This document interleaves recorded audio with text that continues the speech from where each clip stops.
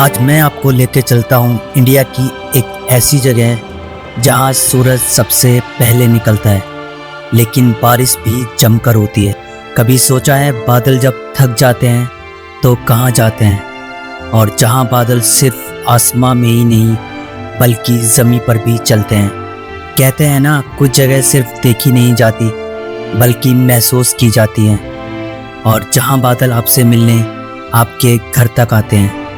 ये है north east Meghalaya.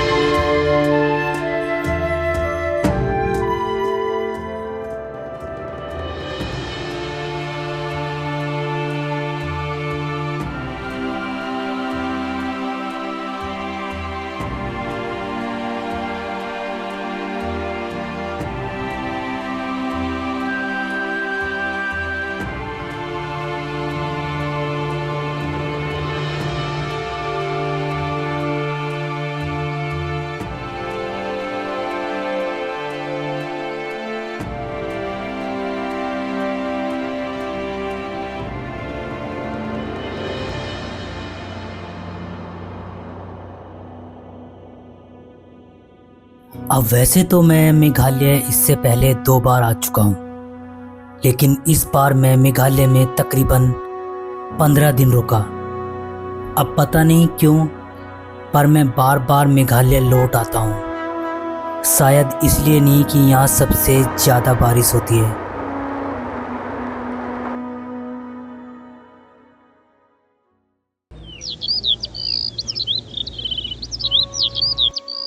कभी गौर किया है, कुछ जगहों पर घर सिर्फ रहने की जगह नहीं होते, वो ऐसी किताबें होते हैं जिनमें बहुत सी कहानियाँ लिखी होती हैं। शायद इसीलिए मुझे मेघालय के ये घर इतने अपने लगते हैं। कुछ जगहें ऐसी होती हैं जहाँ पहुँचते ही लगता है जैसे ये दुनिया का नहीं दिल का सफ़र हो। मेघालय मेरे लिए वैसी ही एक जगह है। आज मेरा यहाँ पहला दिन है और शायद एक नई कहानी का पहला पन्ना भी।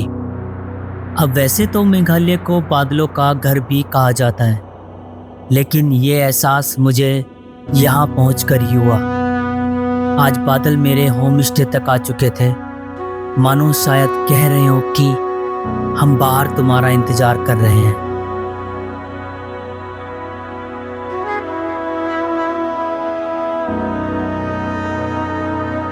मेघालय जितना खूबसूरत है उतने ही खूबसूरत है यहाँ के रास्ते। जैसे ही मैं मेघालय के सफ़र पर आगे बढ़ता हूँ, सबसे पहले नज़र आती है 7 सिस्टर वाटरफॉल, जिसको यहाँ के लोकल लोग नो संगथियांग फॉल्स भी कहते हैं। कुछ देर मैं यहीं रुक गया, बस कुछ पल के लिए, पर वही पल कहानी बन गया। सामने कुछ लोकल गर्ल्स अपनी आने वाली म्यूजिक वीडियो की तैयारियां कर रही थी। उनकी एनर्जी, उनका वाइब लग रहा था जैसे मेघालय का हर कोने में एक कहानी चल रही है। थोड़ी देर रुकने के बाद और उनके बीच वक्त गुजारने के बाद मैं फिर निकल पड़ता हूँ एक और नई मंजिल की तरफ।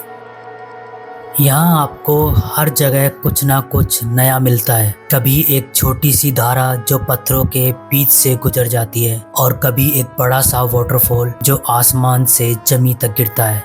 यहाँ हर पल हर जगह एक नया वाटरफॉल मिलता है, और मैं भी निकला हूँ इन्हीं वाटरफॉल्स को देखने।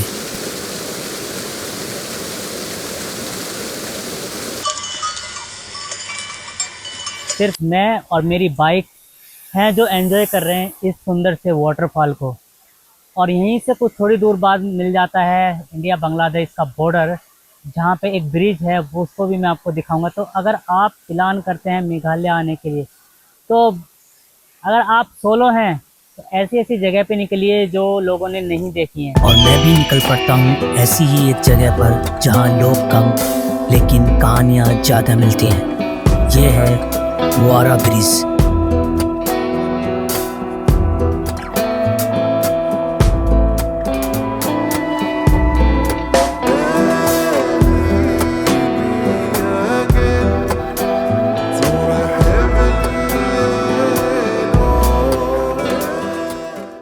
हर हर जगह की अपनी एक कहानी होती है। कुछ कहानियां हमें मुस्कुराहट देती हैं और कुछ एक अजीब सी खामोशी। मैं निकला था बस एक और खूबसूरत जगह देखने, लेकिन मुझे नहीं पता था इस सफर के पीछे एक दुखी कहानी मेरा इंतजार कर रही है। ये है डूबी रिवर, एक ऐसी जगह जहाँ सुंदरता और दर्द एक साथ सांस लेते हैं। यहाँ के लोग कहते हैं इस रिवर ने बहुत कुछ देखा है, बहुत कुछ छुपाया है। यहाँ के लोग मानते हैं कि इस रिवर में कई लोगों की डूबकर मौत हुई है और तभी इसका नाम पड़ा डूबी रिवर।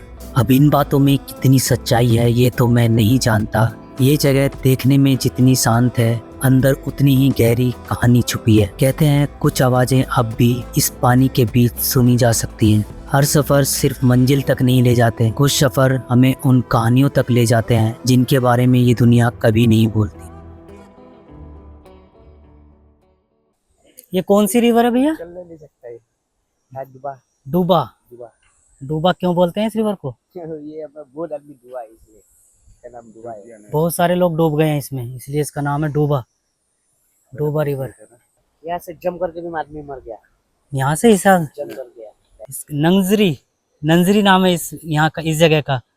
अब वैसे तो मेघालय के जंगलों के बीच ऐसी बहुत सी जगह हैं जहां नेचर और इंसान एक साथ मिलकर काम करते हैं, और इसी रिश्ते को बरकरार रखने के लिए यहाँ के लोगों ने सीमेंट या कंक्रीट से नहीं बल्कि नेचर के साथ मिलकर ब्रिजेस बनाए हैं, जिन्हें सब लोग आज लिविंग रोड ब्रिजेस के नाम से भी जानते हैं। मेघालय में ऐसे ही एक ब्रिज पर मैं भी पहुंचा, लेकिन सवाल ये उठता है इन लोगों ने इन ब्रिजेस को बनाना सीखा कैसे, और सबसे जरूरी क्यों। आज भी मेघालय के लोग कुछ ऐसी चीज़ों को यूज़ करते हैं जो नेचर से बहुत जुड़ी होंगी। जिस ब्रिज पर मैं चल रहा हूँ वो है लिविंग रोड ब्रिज, और ये डबल डेकर ब्रिज भी, एक ऊपर इसके ब्रिज है, एक ये ब्रिज है, तो दो ब्रिज है ये।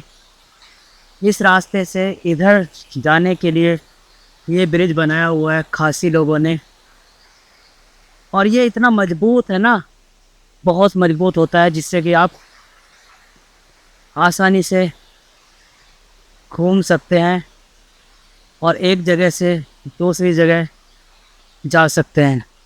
इन लिविंग रोड ब्रिजेस को बनाना कोई आसान काम नहीं था। ये ब्रिजेस एक दिन या एक साल में नहीं बने। ये कब से बना हुआ bridge? Bridge, living road bridge कब बना था? बहुत पुराना है। ये kita 80 ईयर्स ओल्ड। उधर कोई गांव है क्या दूसरी तरफ? ऊपर का ऊपर पे बनाया कितना 20। ऊपर का। इससे आगे गांव में रास्ता है जाने के लिए, ऊपर जाने के लिए, जो ब्रिज से आगे निकल जाते हैं। ऊपर भी नहीं, ऊपर रास्ता नहीं है, ऊपर कोई नहीं रहता है। इस ब्रिज को बनाने के लिए रबर ट्री की लंबी जड़ों को नदी के दूसरे पार तक ले जाया जाता था, बैम्बो के सहारे बांधते हुए, और धीरे धीरे वो जड़ें अपनी जगह पकड़ लेती हैं। सालों बाद जब ये जड़ें मजबूत हो जाती हैं तो ये एक नेचुरल ब्रिज का रूप ले लेती है, पूरी तरह जिंदा और पूरी तरह नेचर का हिस्सा। खासी समुदाय के लोगों ने सालों पहले इन ब्रिजेस को बनाया था नदियां और झरनों को पार करने के लिए। जब मैं इस लिविंग रोड ब्रिज पर खड़ा था तो सिर्फ एक ब्रिज नहीं देख रहा था, बल्कि इन लोगों की सालों की मेहनत, उनका इतना इंतजार और नेचर के साथ उनका इतना लगाव महसूस कर रहा था। हर एक जड़, हर एक मोड़ कुछ कह रहा था कि जब इंसान नेचर के साथ चलना सीख लेता है तो वो कुछ ऐसा बना सकता है जो ना कभी टूटता है और ना कभी पुराना पड़ता है। शायद इसीलिए मेघालय सिर्फ देखने की जगह नहीं है, ये महसूस करने की जगह है।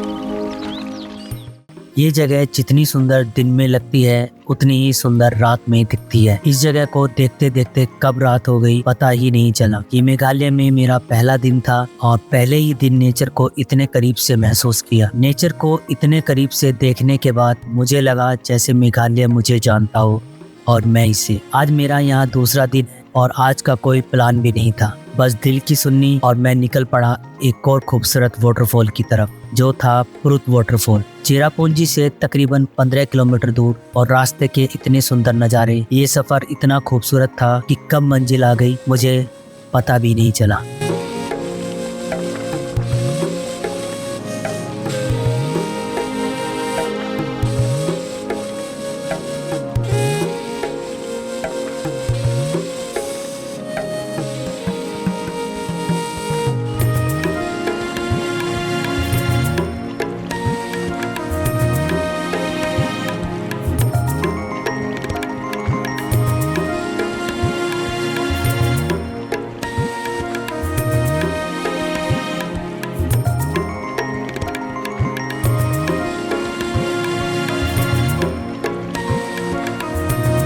जितना सुंदर ये वाटरफॉल ऊपर से दिखाई देता है, उससे कहीं ज़्यादा खूबसूरत लगता है जब आप इसे पास से देखते हो। जितना पास जाते हो इसकी खूबसूरती उतनी ही बढ़ती जाती है। लगता है जैसे हर बूंद में एक कहानी छुपी हो। इस वाटरफॉल के पीछे एक छोटी सी केव छुपी है,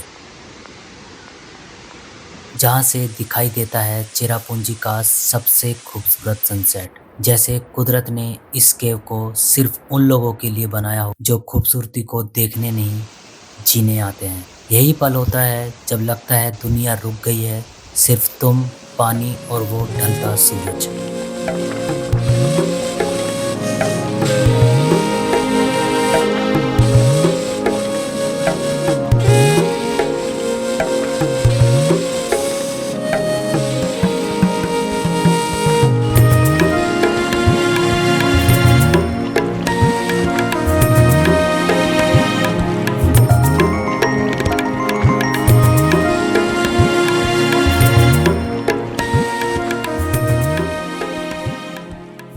वैसे तो मेघालय खुद में ही एक जन्नत है। हर कोना हरियाली से भरा, हर रास्ता बादलों से ढका। लेकिन जो चीज इस जगह को सच में खास बनाती है वो है यहाँ के लोग। ये लोग शायद ज्यादा नहीं बोलते, पर जो बोलते हैं तो मुस्कुराहट के साथ बोलते हैं। भले ही उन्हें तुम्हारी भाषा समझ ना आए, लेकिन उनकी मुस्कान सब कुछ कह जाती है। जगह तो खूबसूरत थी ही, पर जहाँ मैं रुका था वहाँ मेरी मुलाकात हुई हमारे होम स्टे के केयरटेकर से। ना उन्हें मेरी भाषा आती थी ना मुझे उनकी, लेकिन फिर भी बात होती रही, कभी हाव भाव से, कभी मुस्कुराहट से। और हाँ, कभी कभी टेक्नोलॉजी होना भी कितना जरूरी होता है। उस वक्त या तो मैं जानता था या ये भैया, क्योंकि हम दोनों के बीच बात करने का बस एक ही जरिया था, हमारा अगर हम फोन। अभी तुम्हारे गांव चलें तो हम वापस कब तक आ पाएंगे? देखो, कहने को तो हमारा भारत देश कितना बड़ा है और कितनी ही भाषाएं बोली जाती हैं। तो जब भी आप एक नई जगह जाते हैं तो अलग ही एक भाषा आती है। तो मेरे साथ हैं मेरे भैया। आपका नाम क्या है? बन के नाम है इनका। और जहाँ पर मैं जिस स्टे में रुका हूँ वहाँ पर ये ऐसा सब कुछ देख रेख करते हैं। तो पिछले 3 दिन से ये मुझसे रिक्वेस्ट कर रहे हैं कि मेरे गांव चलो और वहाँ की कुछ चीज़ दिखाना चाहते हैं, लेकिन मैं थोड़ा बिजी शेड्यूल के कारण इनके गांव नहीं जा पाया। तो आज फाइनली लास्ट डे पर आप ये आके ये बोल रहे हैं, जो कि मुझे खुद बहुत बुरा सा लग रहा है कि मुझे आपकी भाषा नहीं आती और मुझे इंग्लिश नहीं आती है, इस वजह से आप मेरे गांव नहीं जाना चाहते हैं। अब मैं इनको कैसे समझाऊं कि ऐसी कोई बात नहीं है। जो मैं थोड़ा बहुत ट्रांसलेट करके इनको भैया को बता पा रहा हूँ कि ऐसी बात नहीं है कि मैं आपके गांव नहीं आना चाहता। मैंने आपसे इनसे प्रॉमिस किया है कि मैं आपके गांव ज़रूर जाऊंगा, चाहे मुझे आज सभी जगह का कैंसिल करना पड़े सब कुछ, लेकिन आज मैं इनके गांव ज़रूर जाऊंगा। और गांव जाने का रीज़न भी ये है क्योंकि ये अब यहाँ से आज ये लास्ट डे है इनका, यहाँ से फिर चले जाएंगे, फिर कब आएंगे कब नहीं, इसी वजह से ये स्पेशली सुबह आए कि आप मेरे गाँव चलो। और आते ही भैया ने कुछ ऐसी बात बोली ना कि आप मेरे गाँव इसलिए नहीं जाना चाह रहे हो कि मुझे हिंदी नहीं आती, मुझे इंग्लिश नहीं आती, इस वजह से आप मेरे गांव नहीं जाना चाहते। सारी चीज़, अगर एक चीज़ होती है साधन, जो अगर मेरा फ़ोन ये मेरे पास नहीं होता तो आज मैं इनको अपनी बात नहीं समझा पाता, ना इनकी मैं बात समझ पाता। मैंने सहारा लिया गूगल ट्रांसलेट का। जो मैं इनको दिखाता था वो मुझे ट्रांसलेट करते थे ये अपनी लैंग्वेज में। Chano ga po ban poi sa sinong yung pi Nado namni. Hmm. Two hours. आज बाके का यहाँ लास्ट दिन था, लेकिन मुझे अभी यहाँ बहुत दिन रुकना था और मैं रुका हुआ था एक 100 साल पुराने घर में। शुरू में लगा बस एक पुराना घर है, लेकिन धीरे धीरे मुझे लगा इससे बढ़िया जगह कोई हो ही नहीं सकती। यहाँ मैं अपने लिए खाना भी बना सकता था और आराम से सो भी सकता था। कहीं ना कहीं ये घर एक सुकून बन गया था मेरे लिए। कहते हैं अगर चीज़ें संभाल कर रखी जाएं तो कभी पुरानी नहीं होती। ऐसे ही इस घर को यहाँ की ओनर ने संभाल के रखा था, जिस तरह मेघालय के लोग अपनी नेचर को संभाल के रखते हैं, प्यार से, ईमानदारी से और इज्जत से। हर सुबह जब मैं इस घर के बाहर बैठता था तो लगता था जैसे वक्त यहाँ रुक गया हो और मैं बस एक कहानी के अंदर जी रहा हूँ। अब बाकी का तो आज यहाँ आखिरी दिन था, लेकिन मेरे लिए एक और दिन शुरू हो चुका था, क्योंकि जहाँ से एक सफर खत्म होता है वहीं से दूसरा शुरू होता है। और इस बार मुझे बुला रहा था एक और वाटरफॉल, जो था जनेलन फॉल्स।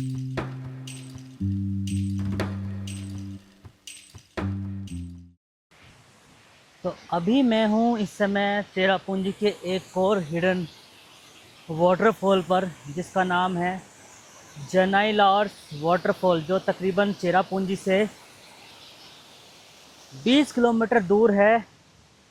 और पानी इतना क्रिस्टल क्लियर है ना इसका, बहुत ज़्यादा क्रिस्टल क्लियर। सबसे बढ़िया बात है, अगर आप मॉनसून के बाद आते हैं, वैसे मॉनसून में तो बहुत ही सुंदर दिखता है मेघालय, लेकिन मॉनसून के बाद जो फील्स आता है, जो पानी होता है ना, बिल्कुल क्रिस्टल क्लियर होता है। क्योंकि मॉनसून जब रहता है और जब वाटरफॉल अगर आप देखोगे तो वैसे तो स्पीड से आता है, लेकिन जो पानी है ना वो थोड़ा सा गंदा हो जाता है, क्योंकि बहुत सारा मिट्टी उसके साथ बह कर आता है। देखो जैसे जैसे मैं आपसे बात कर रहा हूँ ना, वैसे वैसे देखो एक रेनबो बनता हुआ जा रहा है इस वाटरफॉल के नीचे। फर्स्ट टाइम मैं भी देख रहा हूँ कोई रेनबो लाइव बनता हुआ, क्योंकि आज ना धूप बहुत तेज़ है, जिस वजह से जो रिफ्लेक्शन पड़ रहा है ना सीधा वहाँ पड़ रहा है।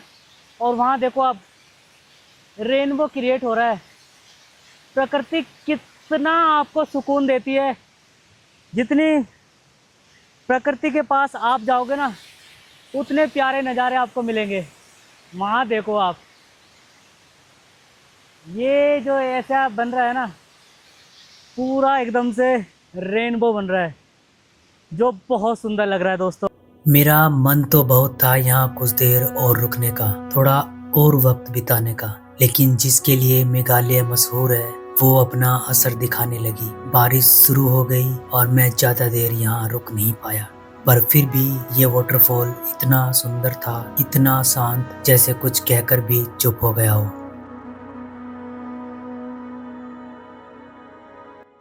अब इस वाटरफॉल को अलविदा कहने का समय आ चुका था। एक नया दिन, एक नई कहानी और मेघालय का एक नया सफर मेरा इंतजार कर रहा था। आज मुझे जाना था मेघालय के सबसे खूबसूरत वाटरफॉल में से एक वाईसोडोंग वाटरफॉल की तरफ, जो अपनी खूबसूरती के लिए जाना जाता है। 3 लेयर में गिरता हुआ ये वाटरफॉल जैसे कुदरत ने अपने हाथ से एक तस्वीर बनाई हो, लेकिन हर खूबसूरती के पीछे एक कहानी छुपी होती है। और कुछ दिन पहले इस जगह के साथ भी एक ऐसी ही कहानी जुड़ गई, राजा रघुवंशी मर्डर केस। एक घटना जिसने इस शांत वाटरफॉल को भी अजीब सी खामोशी दे दी। पर सच तो ये है, कहानियां बदल जाती हैं, लेकिन कुदरत का सुकून वही रहता है। कहते हैं ना, हर खूबसूरत जगह तक पहुंचना आसान नहीं होता, और ये जगह भी उनमें से एक है। यहाँ तक पहुँचने के लिए आपको तकरीबन 200 कदम नीचे उतरना पड़ता है, वो भी बैम्बो के बनी सीढ़ियों के सहारे। हर कदम पर लगता है जैसे जमीन फिसल कर कहीं अपने साथ ना ले जाए। हवा में नमी और रास्ते पर बस मिट्टी और पानी। आपको हर कदम संभाल कर रखना पड़ता है। बरसात के दौरान ये रास्ता और भी खतरनाक हो जाता है, इसीलिए मानसून में यहाँ आना लगभग नामुमकिन हो जाता है। और शाम होने से पहले आपको वापस लौटना पड़ता है, क्योंकि इन बैम्बो के बीच अंधेरा बहुत जल्दी खुल जाता है और फिर सिर्फ हवा की आवाज़ और आपके कदम की पहुँच रह जाती है।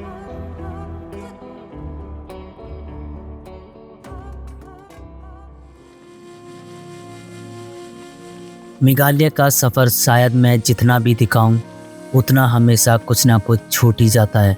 हर दिन यहाँ एक नई कहानी लिखी जाती है, किसी वाटरफॉल के पास, किसी घाटी के किनारे, या फिर उन रास्तों पर जहाँ से धुआं सा उठता है बादलों का। मेघालय की खूबसूरती को सिर्फ एक वीडियो में समेट पाना आसान नहीं है, क्योंकि हर नज़ारे अपनी एक कहानी कहते हैं जो बस दिल से ही समझे जा सकते हैं।